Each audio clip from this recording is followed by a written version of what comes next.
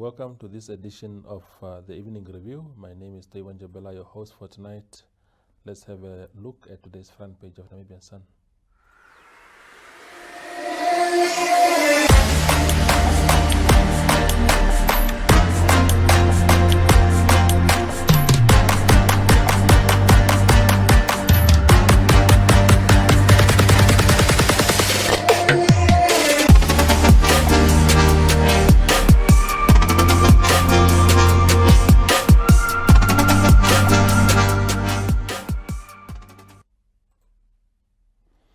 In this segment tonight, I am honored by the presence of the outgoing City of Windhoek CEO, Robert Kahimise, to talk to us about his work and a lot of things also that have been happening around the city during his tenure in office. Robert, welcome to the show. Thank you, Toyo. Thanks for having me. Yes, and also congratulate, I don't know whether I should congratulate you, but we are happy that you've also recovered from COVID-19. Yes. There was an announcement by the City of Windhoek that you were unfortunately infected, but it's good to see you back on your feet. No, thanks a lot. Yeah, sure. Recovered by the grace of God. Just for interest sake, before we get into that, maybe it's important while we are here, just we don't get a lot of people to talk about their battle with the virus. And you were very transparent in actually going out and tell the public that you fell victim to it. How was the experience? And it must have been very terrible. It is. Usually there are different levels. You will hear people tested positive, self-isolation, no symptoms. There is another group with mild symptoms. Yeah. Most of the time they also isolate at home and take medication on their own. Mm-hmm. My situation was a bit different because I ended up in a hospital. I see. Yeah. Okay. Even as far as I spent 5 days in ICU. I see. So I was critical. Yeah. Yeah, luckily, by the grace of God, the body reacted and the medications that I've received. Okay. Especially the medical treatment at Lady Pahamba. Yeah. So I'm grateful that honestly our frontline workers are doing a great job. Mm-hmm. So when you reach that stage, it's just a 50-50, but indeed. I've managed by the grace that that's great. Recover and I'm back at work. Great, lovely. Now you are back at work and we are hearing you are actually on your way out of work also, as far as City of Windhoek is concerned. That's a very bold decision, especially for someone who only joined the city 4 years ago and still having, I think, a year to go on your contract. What motivated that boldness? Toivo, some of our positions, one wouldn't say it's not as privileged as other CEOs' positions. Yeah. I came to Windhoek on a clear mission and also with clear goals to transform the organization. As you might know, it's a huge organization. Yes. 3,000 plus if you include the contract workers.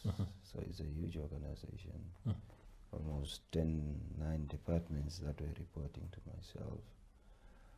But irrespective of that, I didn't come to sit at the pinnacle and waiting for retirement. I came there with specific clear goals. I was lucky enough when I arrived that we've put in a transformative strategy in place, as it was well publicized, with council approval. If you look at even the bold decisions that we had to take, it was a clear signal that we were not there, especially myself, I was not there to warm up the CEO seat. I had a very limited time to execute what I had to execute. And that's what we have done. I'm reasonably happy what we have achieved in transforming the organization. And that's the reason why I'm leaving. I've done my own assessment, very close to 80% what I've said to do at the city has been achieved.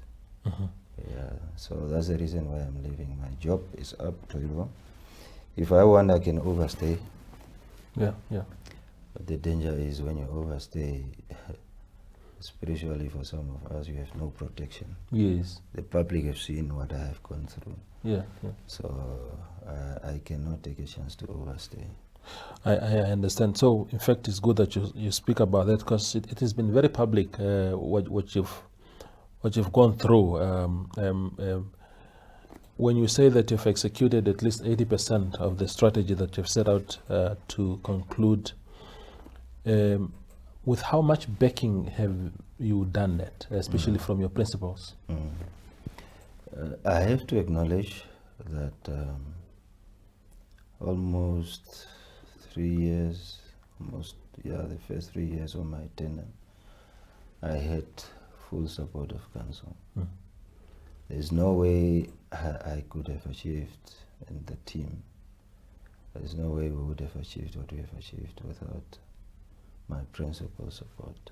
So whatever we have put in place, definitely it was done with full support of council. Because when I arrived they themselves were at the level what we call is a burning platform. Change was imminent. And I was the person to set the vision which they embraced, the strategy which they embraced. You remember I did a redeployment that has never been done at the city before. All the strategic executives were redeployed. So this was a transformational journey that needed some boldness in execution. And I think I've done my part with the support of my principals. So I have to acknowledge, irrespective of what happened for 3 years or so. Yeah. So after those 3 years of support,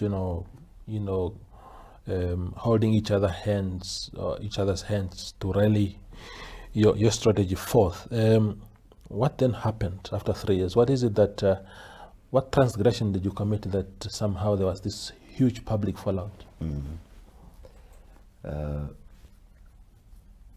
One expectation from us as leaders is to be consistent in whatever we do. What I found at the city, there is a department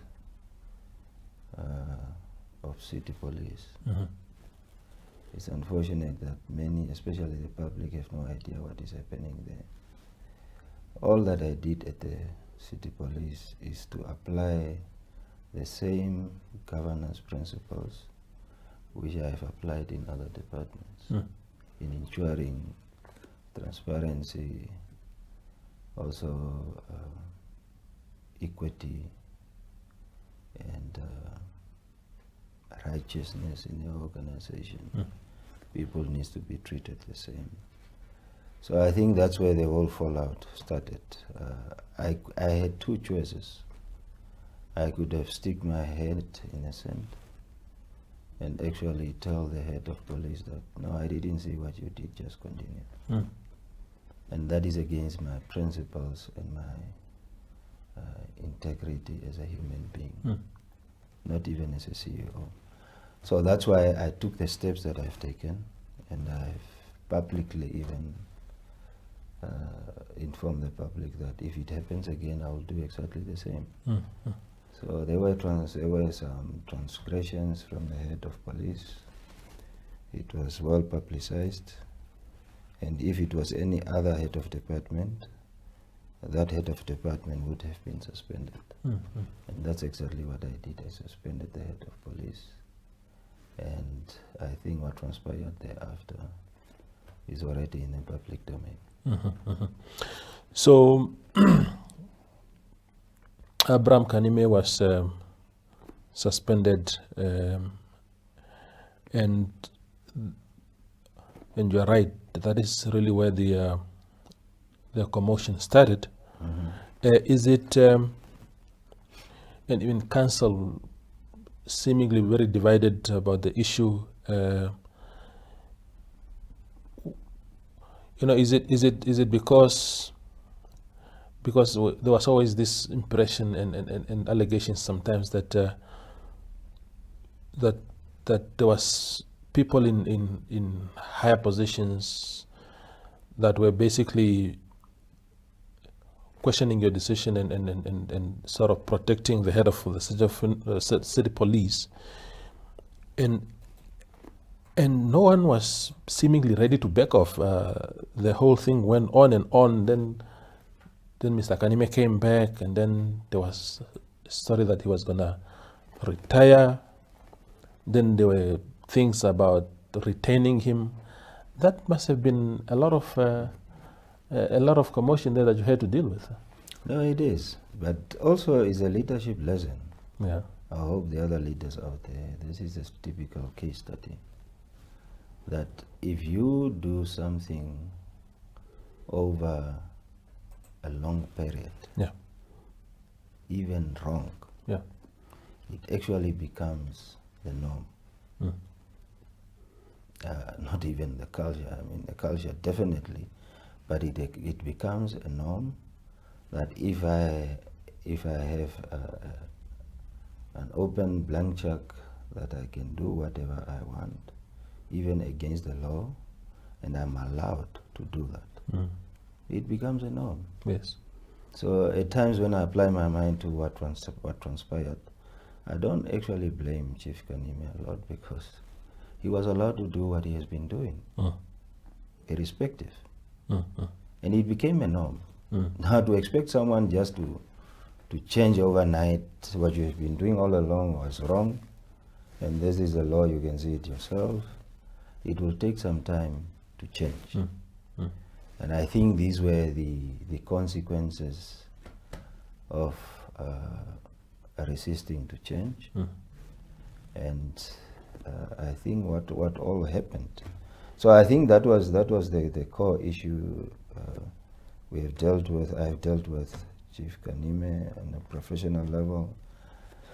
He came back. I was suspended for 3 months. I came back. His retirement was imminent.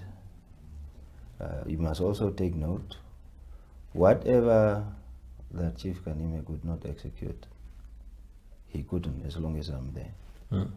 Unfortunately, retirement catch up. Yeah. So what do you expect then?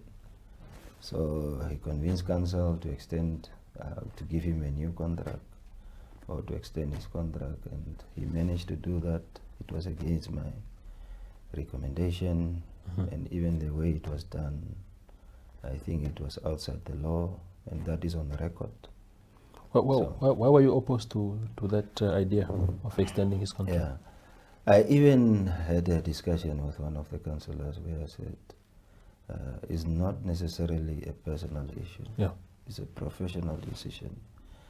And I even mentioned that if council have applied their mind to offering Chief Kanime another contract, we would have done it as well.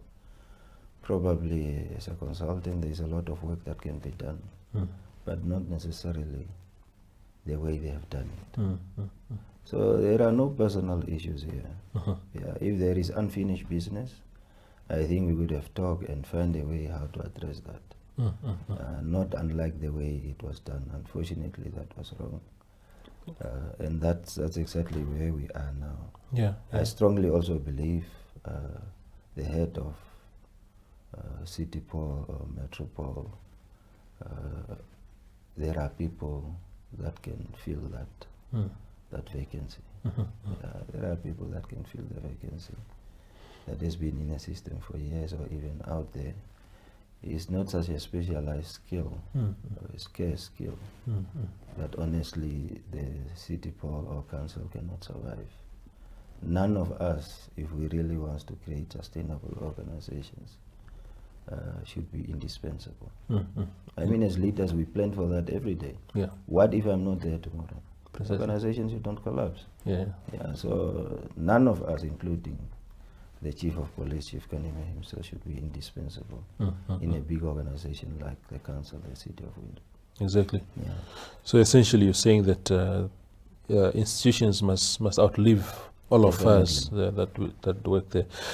Then there was an issue during your tenure about I suppose that is also what led to suspension at the time, about you pursuing your doctorate in France, and there was something about acquiring funds from council without proper authorization. What can you tell us about that?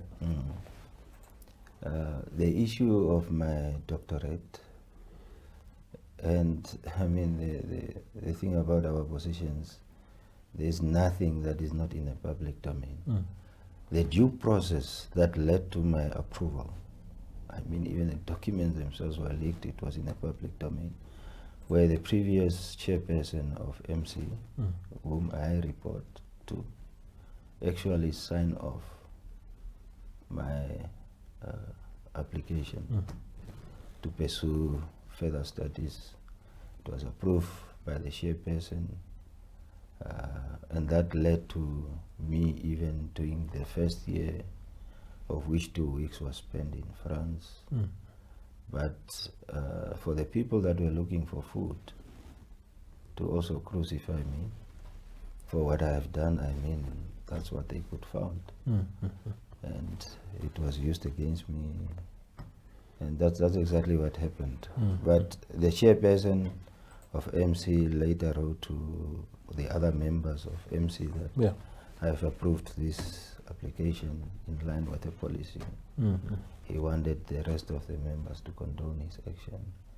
I mean, if you have people that were fishing for anything to get against me, that's one of the issues. It's unfortunate that probably the chairperson have done it the way he did.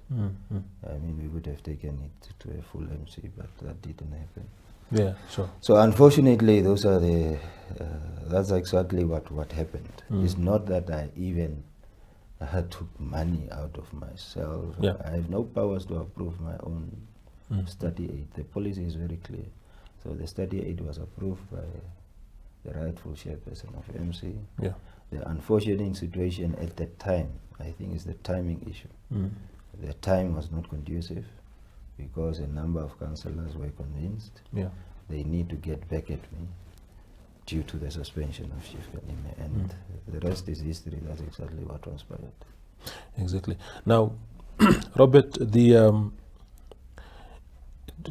this your position is a very it attracts a lot of political attention, especially within the ruling party. People wanting to sort of, whoever is the incumbent there must be perhaps dancing to the tunes of this or this group within the political space. But when this whole infighting started, there were also a lot of suspicion that the fights started taking a tribal shape. That there are demarcations between the Vambus and the Hereros at the city. Did you see it at some stage as heading into that direction, or is that pure manipulation of what transpired? Also, before I come to your question, which is an important question, we did some benchmarking in the first part of my tenure. Was also some other honorable councillors in Joburg. The city manager, from what I found out, the moment he accepts that position, he shouldn't hold any political affiliation or even position. Which I thought, due to the importance of the position, I thought it's a good move. You understand? Irrespective of the elected, the duly elected representative of the councillors who are councillors, we have to account to the citizens. But the city manager and the CEO of an organization of this magnitude is the accounting officer to all the residents of the city. So looking at the city, you must know the CEO and the accounting of the city. We have a balance sheet of an asset base of around 20 billion Namibian dollars. That includes land. So as you rightfully has put it, why would such a position not attract interest from the highest echelons of whatever, whether it's political, the government of the day, opposition parties, and you name it.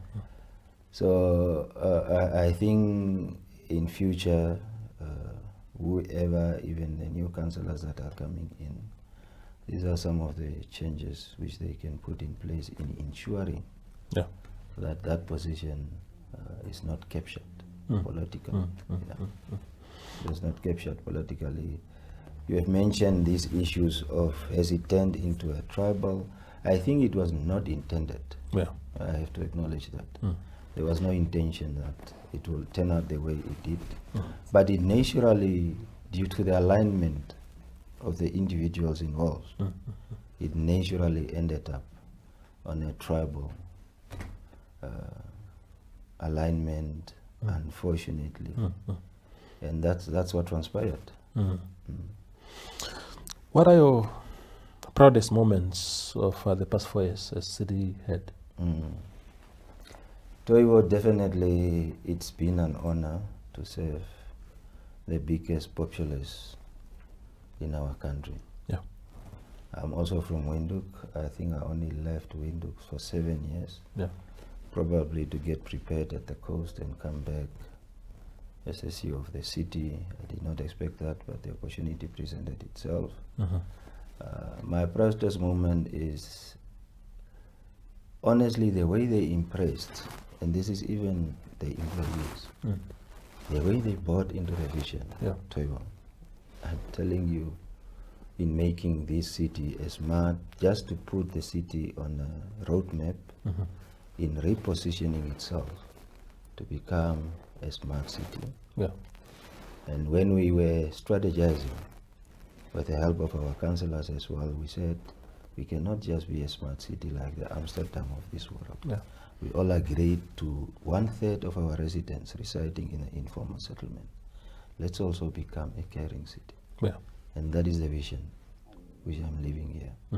It is a smart and caring city with clear timelines in terms of achieving that. I'm very proud of that vision, believe me. We went into unknown territories like the fiber project, the commercialization of fiber. Well, it will be beyond my time, but one day residents of Windhoek will have to choose. Do you want city Wi-Fi? Do you want proudest Wi-Fi? Do you want MTC Wi-Fi? Do you want telecom Wi-Fi? It's good for the residents. Competition will bring down the price, and it should definitely improve on service delivery, on the quality of the service as well. We've put it in place. The SPV is in place. Council fully supported it. We expect the next council also to continue support such a project, because it's a multi-million project that will change the face of the city. I've put on board the electrification in the informal settlement. I don't mind much what happened before some of us arrived. In my tenure, we recruited the head of electricity, and I made it very clear I need a 5-year electrification master plan. I presented to council, it was approved, we rolled it out. On almost every year, with a budget of 10 to 15 million, with also assistance of our central government, we have connected between 800 to 1,000, if not more, new electricity consumers that we have added to the grid, specifically in the informal settlement. That is something to be proud of. Believe me, we have repositioned our strategy in such a way that almost 80% of the focus area is in the informal settlement. So I can talk a lot about sanitation. And that's the problem. When you have a backlog, Toivo, irrespective of what you are doing, the impact remain also in the basket of backlog.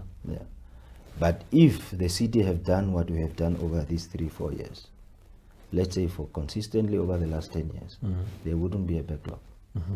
There wouldn't be a backlog on electrification. There wouldn't be a backlog on sanitation. There wouldn't be a backlog on formalization of the informal settlement. Yeah. And you name it, and you name it. One project that I also impressed myself is the affordable housing project. You remember the prevailing market for houses in Windhoek. When I arrived, I take it up to myself that this is one area that council need to address. I'm grateful to my council as I presented when we started with a strategy that I want to create divisions for land and housing delivery with a manager. It was approved. We appointed a manager, and even for human settlement. Yeah. Human settlement is targeting specifically informal settlement. Approved by council. We got very capable cadres in those positions, and they delivered. Our new minister, when he came with a vision, I want to build a house below 100,000, the city was ready to say, Honorable Minister, this is the roadmap. Fully costed, fully designed even. So this is something that I'm also leaving behind. Definitely, if not in this week, His Excellency will hand over some of these houses. Of which some people thought it was not achievable. I presented on that concept at the land conference on affordable housing, the land conference. Now it's coming into fruition. And I think we can continue. We work on the culture of the organization. I believe we can centralize the call center of the organization. What we have at the city before my time, and even some of it now, you'll find a control center and a call center at the emergency services, a control center and a call center at electricity, a control center and a call center at water, bulk water. We are serving the same residents. Indeed. So the strategy was, let's centralize on the call center part. Caller will have one number. They call in. Is it emergency? It will be redirected to emergency. Is it water? It will be redirected to water. So that the colleagues at the core businesses can focus at the business of the day. That has been embraced. Councillor also approved that I create a manager for customer services. That position has been filled. Soon they will launch the call center. It's already in working as we speak, but has been through the testing phases. So, and even I think sometime next year they will also come back to the residents and say, this is our customer service charter. When you call the city, we promise to answer your calls at 3 rings. When you apply for a connection, we promise to deliver in 3 days, something like that. Indeed. So as we wind up this interview, Robert, one of the things that you've spoken about transforming Windhoek into a smart city, low cost housing, bulk electrification, if you like. The thorny issue though, I don't know whether you presided over it, of course, whether it originated from the 10 years before yours is another debate, but sanitation, water and sanitation are very, very important, and we have been battling as a country to defeat hepatitis E, which is truly just a disease about those two basic services, sanitation and water. So at one stage until COVID struck, hepatitis E was actually one of the leading killer diseases of our time lately. That's not a very proud record. Why can't we provide those water and services in the informal settlements? From what I found out when I arrived in a position, I don't know whether we did not embrace the reality of the influx of people into the urban centers. And in Windhoek, it's doubling the rate in any other urban town. If the Oshakati is growing at 6%, here it will be 12%. It's doubling that rate. Maybe we did not embrace the growth of the informal settlement fast enough. But during my tenure and during our time with our councillors, I think I made some unpopular decisions, but it was well embraced. we went as far as barricading. If you go on your way on Monte Cristo, you go to Ongos, you will see a fence there. Yeah. That was one of my projects. Why? Let's arrest the growth of the informal settlement, and when we scale up on those basic services, Yeah. which is water, sanitation, then we can fully deal with the issue on the ground. Mm. Because the growth was completely out of control, I have to say that. Mm. Mm. So, and even it will also come back to the issue that I've mentioned. If you have a backlog,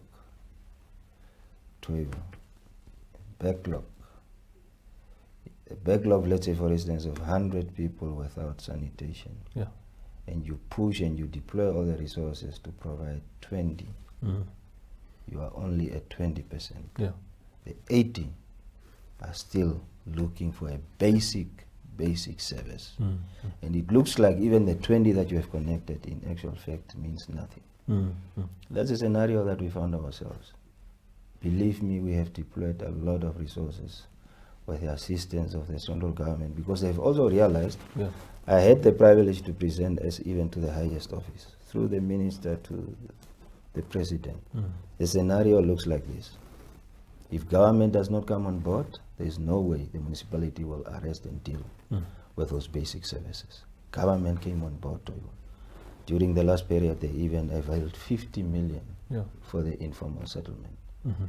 That 50 million is in the ground, but if you talk to the masses, it's like Yeah. nothing has Don't happened. feel the impact. It's a backlog. Yeah. Yeah. It's a backlog. Honestly, a lot has happened. The outbreak of hepatitis, that was a wake-up call. We had no other choice but to respond in covering more people with access to water. Mm. While we were addressing that issue, the pandemic came. Mm. Mm. So when you are killing fires, you are literally killing fires. It does not mean you are creating a sustainable solution.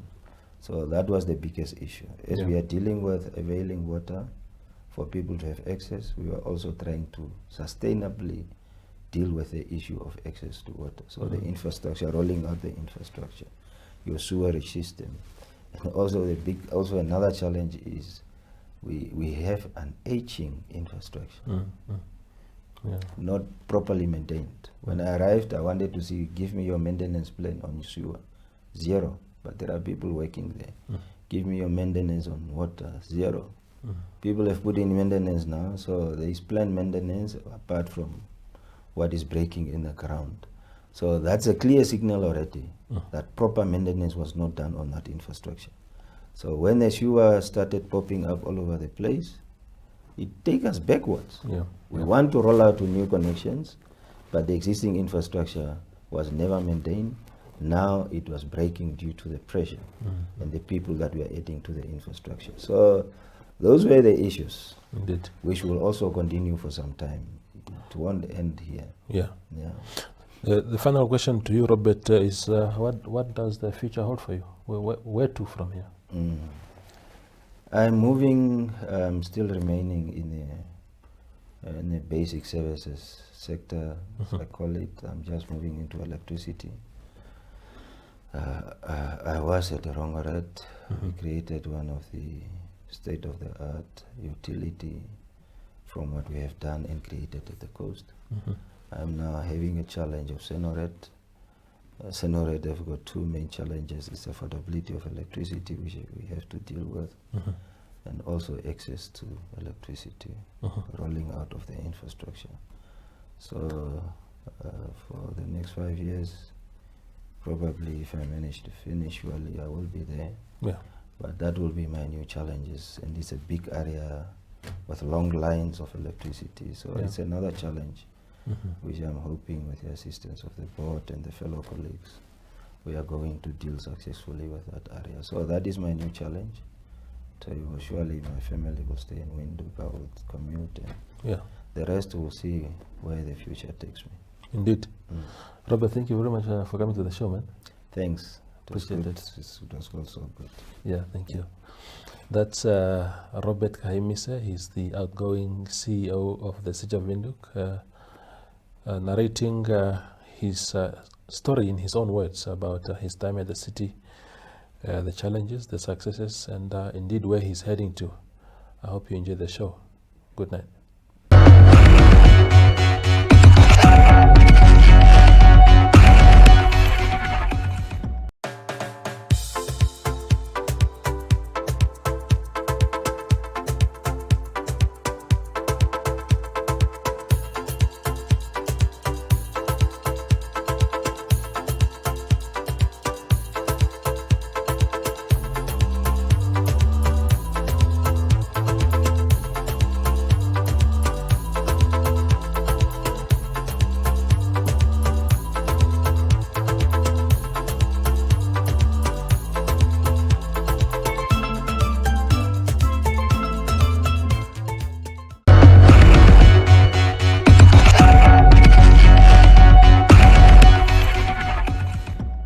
It's time to leap into limitless flexibility and convenience.